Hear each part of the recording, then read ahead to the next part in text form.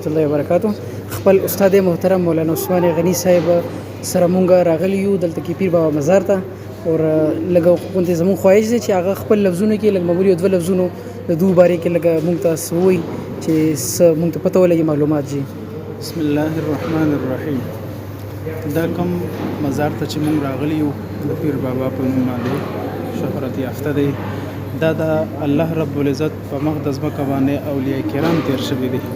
د اولیاء کرامو دا مقصد نه دی چې به مونږ د دوی نه وغواړو، یعنی دې ته چې دا مقام او مرتبه چا ورکړې ده اصل کې مشکل کشا حاجت روا هغه دی، غوښتل به د هغوی نه کوو. البته د وسیلې په بنیاد باندې انسان کو غواړي چې الله د اولیاء په برکت سره الله زموږ مسایل هم حل کړي، د دې گنجایش ده.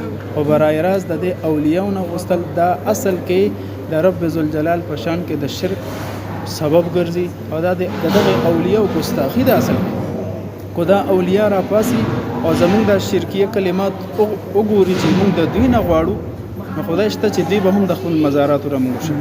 جزاک الله. تاسو مولوي صاحب خبرې واورېدلې که نه؟ نو اکثر دلته مونږ خپله وکتل، نو دا دې شیز کې لږ غوندې خیال کول پکار دی. شکریه، مننه، جزاک